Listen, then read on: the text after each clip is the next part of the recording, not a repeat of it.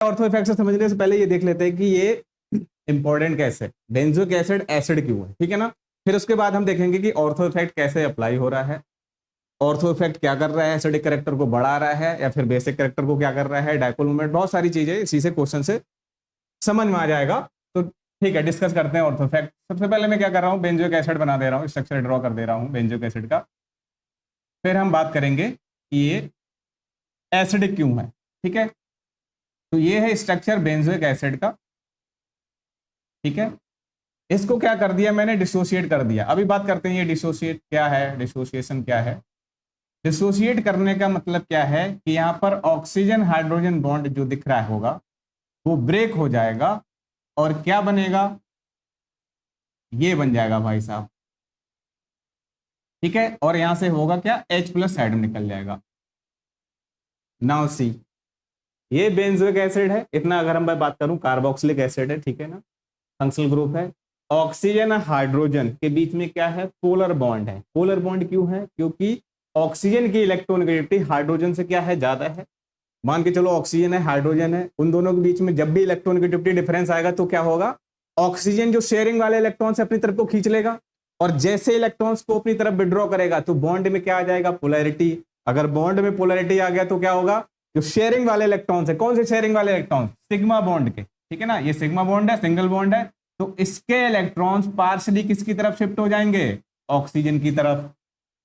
पहली चीज इतना समझ में आ गया। अब क्या होगा, इलेक्ट्रॉन्स अगर शिफ्ट होगा किसकी तरफ, ऑक्सीजन की तरफ शिफ्ट हो गए, ठीक है ना। ऑक्सीजन की तरफ अगर शिफ्ट हो जाएंगे तो बॉन्ड पोलर हो गया। पोलर कहने का मतलब क्या है, इस पर डेल्टा पॉजिटिव आ सकता है और इस पर क्या, इस पर डेल्टा पॉजिटिव आ सकता है और इस पर क्या हो जाएगा, डेल्टा नेगेटिव। तो ऑक्सीजन हाइड्रोजन बॉन्ड क्या हो जाएगा, ब्रेक हो जाएगा। ऑक्सीजन हाइड्रोजन बॉन्ड क्या हो जाएगा, ब्रेक हो जाएगा। क्यों, क्योंकि यहाँ पर पोलैरिटी आ गई है, इलेक्ट्रोनेगेटिविटी डिफरेंस। उसके दूसरा रीजन क्या है, जब ये बॉन्ड ब्रेक होगा तो ये जो सिग्मा इलेक्ट्रॉन्स हैं, दोनों इलेक्ट्रॉन्स छोड़कर जाएगा कौन, H+। कहने का मतलब है इस सिग्मा इलेक्ट्रॉन्स, जो 2 इलेक्ट्रॉन्स थे वो किस पर चले जाएंगे, ऑक्सीजन पर। ऑलरेडी ऑक्सीजन पर कितने लोन पेयर होते हैं, अगर 2 बॉन्ड बन रहे हैं ऑक्सीजन के पास तो 2 लोन पेयर एक्स्ट्रा और हैं, ऑलरेडी है, ठीक है ना। और ये जो इलेक्ट्रॉन शेयरिंग वाले थे वो भी किस पर चले गए, ऑक्सीजन पर। तो ऑक्सीजन पर क्या आ जाएगा, नेगेटिव चार्ज और H+ लिबरेट हो जाएगा। नाउ ऐसे कंपाउंड जो क्या है, कोई एसिड कार्बोक्सिलिक एसिड है, H+ अगर देता है आयंस में ब्रेक होगा तो वो क्या होगा, एसिडिक होता है, दैट यू नो, ठीक है ना। अब इसके बारे में सुनो, इसको मैं क्या बोल देता हूं, this is the dissociation of acid. तो के क्या है, डिसोसिएशन कांस्टेंट है और ए फॉर एसिड की बात हो रही, मतलब ए का डिसोसिएशन हो रहा है, इसको हम के से रिप्रेजेंट कर देते हैं। ना इधर देखो H+ निकल गया, अच्छी बात है, ठीक है ना, उसकी वजह से एसिड हो रहा है। दूसरा इंपॉर्टेंट चीज क्या है, जनरली हम क्या पढ़ते हैं कि जो कार्बोक्सिलिक एसिड है, एसिड है, H+ दे रहा है, फाइन, लेकिन जो इसका कॉन्जुगेट बेस बना है, दिस इज कार्बोक्सिलेट अनायन, वो कितना ज्यादा स्टेबल है। अगर जितना ज्यादा ये स्टेबल होगा, मींस ये जो बन रहा है कार्बोक्सिलेट आयन, ये जितना ज्यादा स्टेबल होगा मतलब उतना ही फास्ट क्या निकलेगा, H+। समझ में आ रहा है, तो H+ निकल रहा है, ठीक है। उसके बाद जो बन रहा है अनायन वो भी कैसा होना चाहिए, स्टेबल होना चाहिए, ठीक है ना। क्या होना चाहिए, स्टेबल। अच्छा सर ये स्टेबल क्यों है, वो भी समझ लो, पढ़ा होगा आपने क्या, ये ऑक्सीजन माइनस क्या है, रेजोनेंस स्टेबलाइज है। क्या, रेजोनेंस स्टेबलाइज है। और रेजोनेंस भी किसके किसके बीच में है, ऑक्सीजन माइनस रेजोनेंस करेगा, अपना इलेक्ट्रॉन्स देगा किसको, ऑक्सीजन कार्बन के बीच में, ठीक है ना। और ये पाई बॉन्ड ब्रेक हो जाएगा और जो इलेक्ट्रॉन डेंसिटी है O- की अभी इस पर है, फिर इस वाले C डबल बॉन्ड O वाले पर आ जाएगी। जैसे क्या होगा, देखो रेजोनेंस स्टेबलाइज देख लेते हैं ये किस टाइप से है। जैसे ही इसने इलेक्ट्रॉन्स उधर देगा, पाई बॉन्ड ब्रेक हो जाएगा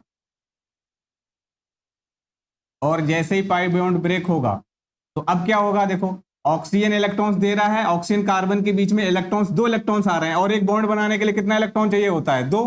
तो यहां से क्या बॉन्ड फॉर्म हो जाएगा और इसके पाई इलेक्ट्रॉन्स, एक पाई बॉन्ड में कितने इलेक्ट्रॉन्स होते हैं, 2। तो वो दोनों इलेक्ट्रॉन्स कहां चले जाएंगे, ऑक्सीजन के ऊपर। ये लो भाई 2 इलेक्ट्रॉन्स आ गए। कहने का मतलब क्या है, ये दोनों रेजोनेंस में है, ये क्या है, इतना पार्ट रेजोनेंस में है, ठीक है। इसलिए स्टेबल है, इलेक्ट्रॉन O- से ही रेजोनेंस होकर किस पर जा रहा है, O- बना रहा है, ठीक है ना। इतना पार्ट समझ में आया क्या, इसकी स्टेबिलिटी कैसे है सर, रेजोनेंस स्टेबलाइज है इसलिए स्टेबल है, और स्टेबिलिटी के ही डायरेक्टली प्रोपोर्शनल क्या होगा, कार्बोक्सिलिक एसिड होगा, एसिडिक कैरेक्टर। दूसरा क्या है, H+। तो अगर मैं बात करूं कि कार्बोक्सिलिक एसिड एसिड क्यों है, सीधे से अगर हम बात कर लेते हैं, कार्बोक्सिलिक एसिड की जो स्ट्रेंथ होगी, ठीक है ना, कार्बोक्सिलिक एसिड की जो एसिडिक स्ट्रेंथ होगा वो किसके डायरेक्टली प्रोपोर्शनल हो जाएगा, बोलो, concentration of H plus, concentration of H plus, ठीक है। और दूसरा क्या हो जाएगा, एसिडिक स्ट्रेंथ डायरेक्टली प्रोपोर्शनल किसके, स्टेबिलिटी ऑफ कार्बोक्सिलेट आयन या फिर stability of that conjugate base, stability of conjugate base. इतना बात समझ में आ गया, ठीक है। तो ये क्या है, अगर हम बात करें कार्बोक्सिलिक एसिड, तो हमने बेसिक से समझा कि ये एसिड क्यों, ठीक है ना, इतनी सी बात समझ में आ गई। अब देखते हैं क्या, अच्छा ये ऐसा होता क्यों है, ये बहुत इंपॉर्टेंट है, इसको समझते हैं। कैसे समझेंगे, अभी देखते हैं कैसे होगा ये। सबसे पहले क्या कर रहा हूं मैं, एक कार्बोक्सिलिक एसिड को डिसाइड कर रहा हूं। हमने जनरली अभी बेसिक से समझ लिया हो क्या रहा था, एक बेंजोइक एसिड स्ट्रक्चर है कहीं पर, ठीक है, बेंजोइक एसिड में बना दिया फिर से। अभी समझते हैं इसमें पी ऑर्बिटल कैसे इन्वॉल्व होते हैं डिटरमाइन करने में, ठीक है।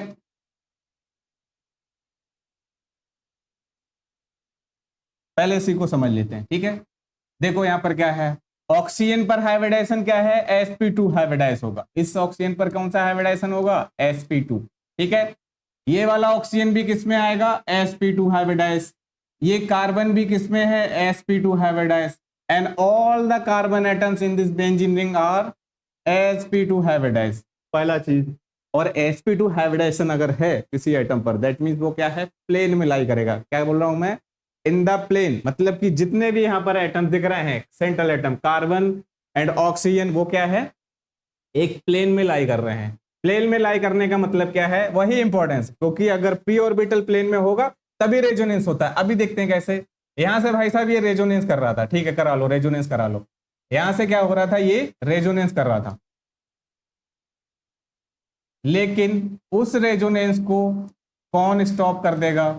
देखो रेजोनेंस के लिए क्या होना चाहिए, ऐसा एटम जिस पर नेगेटिव चार्ज है, फिर सिंगल बॉन्ड से कनेक्टेड है, फिर क्या है, डबल बॉन्ड है, तो क्या है, रेजोनेंस में इन्वॉल्व हो जाएगा। सेम क्या है, देखो यहां से रेजोनेंस आपको दिख रहा होगा, मैं अलग कलर से दिखाता हूं इसको ताकि क्लियर हो। यहां से ये रेजोनेंस इस टाइप से दिख रहा होगा, ठीक है। ये दोनों इलेक्ट्रॉन्स इधर आए, ये यहां पर पाई बॉन्ड ब्रेक हो जाएगा। नाउ अदर साइड देखो इसका, यहां से क्या दिख रहा है, ये डबल बॉन्ड भी क्या है भाई साहब, रेजोनेंस में जा रहा है, किसके, इस डबल बॉन्ड, ओके। कैसे, देखो डबल बॉन्ड, सिंगल बॉन्ड, और फिर क्या आ गया, डबल बॉन्ड। कहने मतलब ये भी रेजोनेंस में पार्टिसिपेट करने लग गया।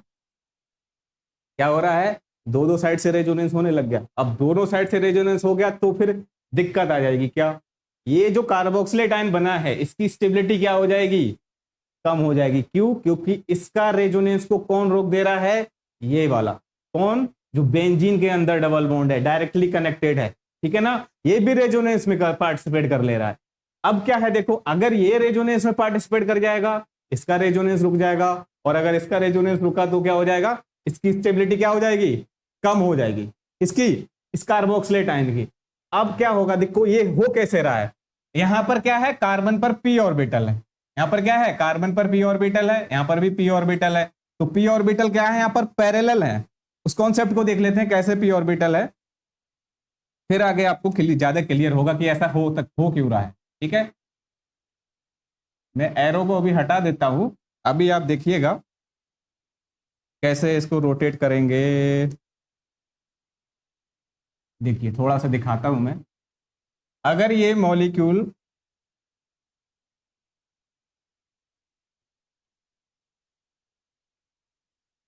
इसको देखिए, थोड़ा सा रोटेट करते हैं, ठीक है।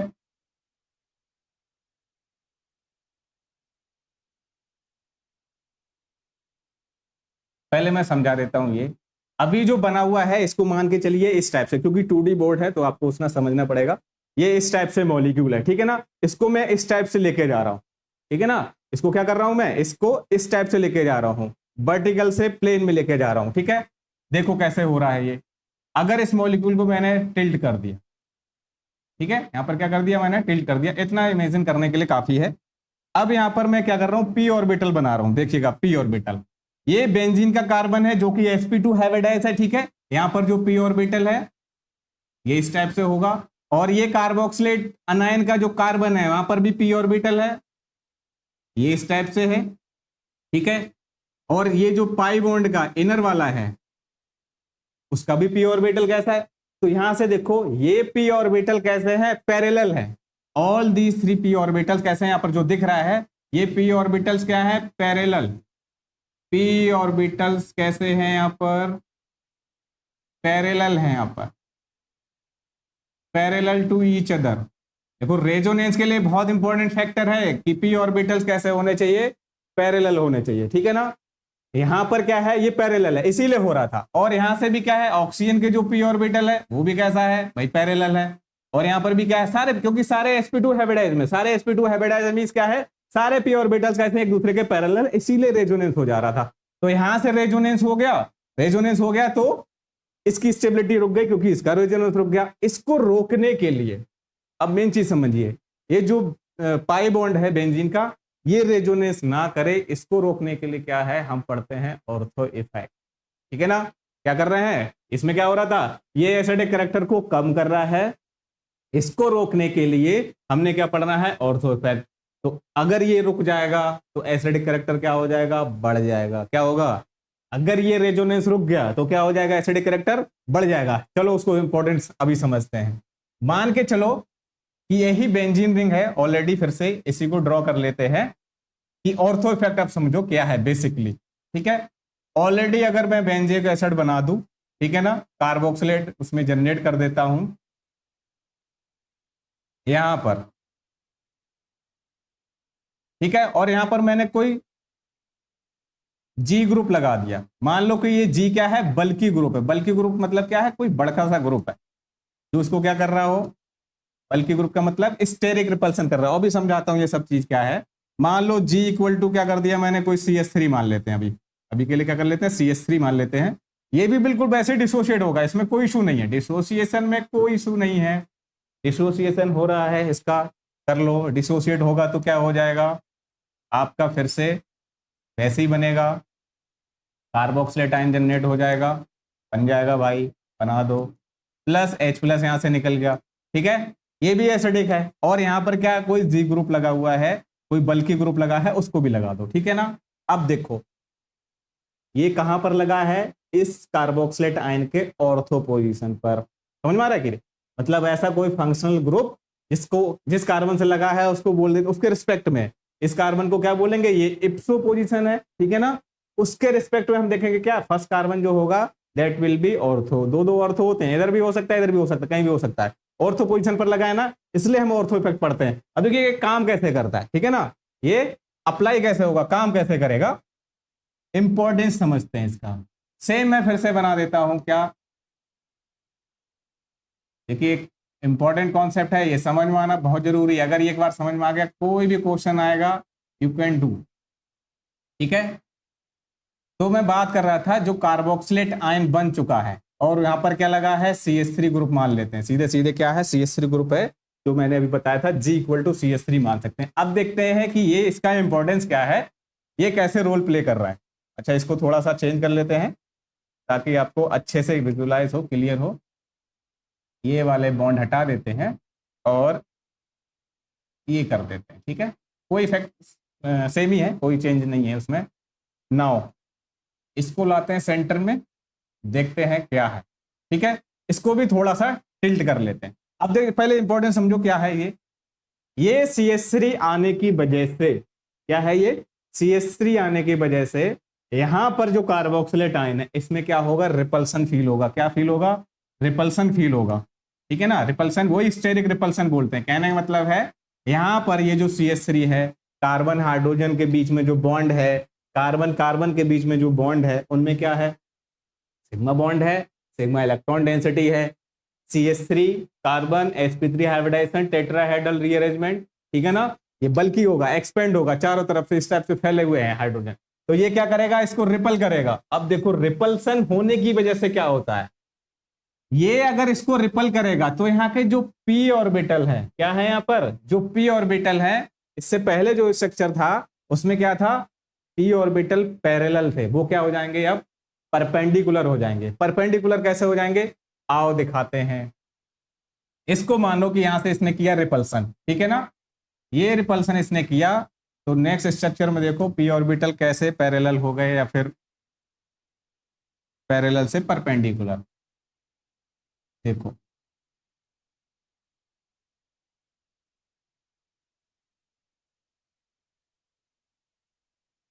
ये मैं ड्रॉ कर देता हूं, ये CH3 और यहां पर ये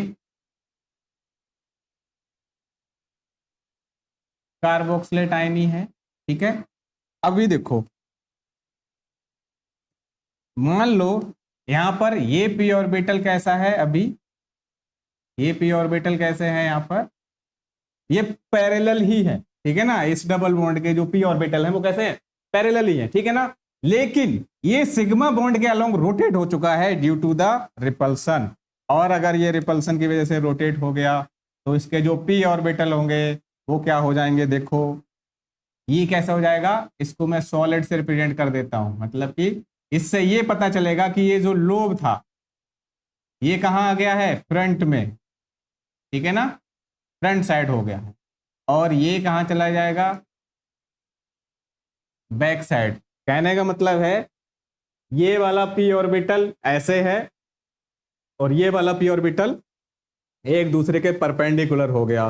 अब ये इलेक्ट्रॉन डेंसिटी, ये पाई इलेक्ट्रॉन डेंसिटी यहां पर नहीं जा सकती। कहने का मतलब अब ये रेजोनेंस में नहीं जा सकता क्योंकि ये दो दूसरे के क्या हो चुके हैं, परपेंडिकुलर हो चुके हैं। तो रेजोनेंस के लिए क्या बोला था मैंने, ये पाई बॉन्ड और इसके जो पी ऑर्बिटल है पाई बॉन्ड के कार्बन पर, और इस कार्बोक्सिलेट आयन का जो कार्बन है उसके पी ऑर्बिटल कैसे होने चाहिए थे, पैरेलल, बट यहां पर क्या हो चुके हैं, परपेंडिकुलर। इधर से रेजोनेंस रुक गया।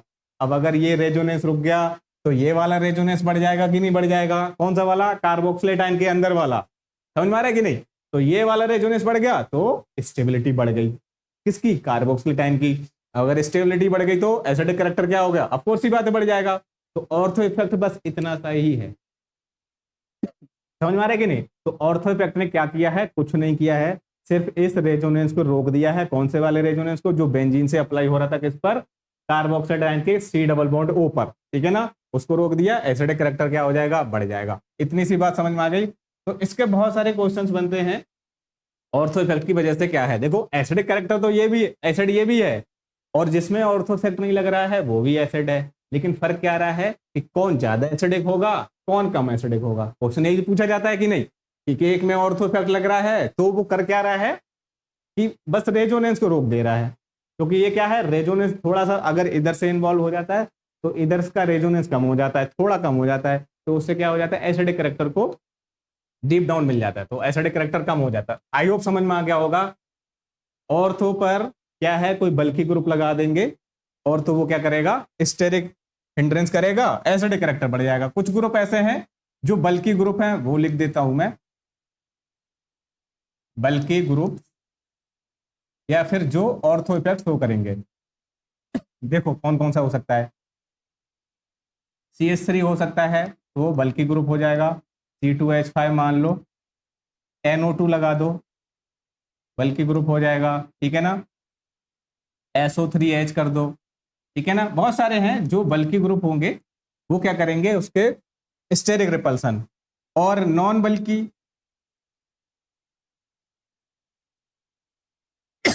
सॉरी, नॉन बल्कि कौन कौन से हो सकते हैं, लाइक आपका अगर हाइड्रोजन ही लगा, हाइड्रोजन क्या बल्कि होता है, कुछ नहीं होता, हाइड्रोजन हो गया, क्लोरीन लगा हो, क्लोरीन का भी साइज कैसा है, बहुत छोटा सा है, एल्कोहल लगा दो, साइनाइड हो गया, ठीक है, साइनाइड बन गया या कुछ और बन गया, साइनाइड हो गया, और NH2, ठीक है। ये बहुत सारे हैं जो बल्कि ग्रुप की तरह काम नहीं करते हैं, ठीक है ना। तो कहने का मतलब है बल्कि ग्रुप जो ऑर्थो इफेक्ट शो करेंगे, ठीक है ना। बल्कि ग्रुप का कहने का मतलब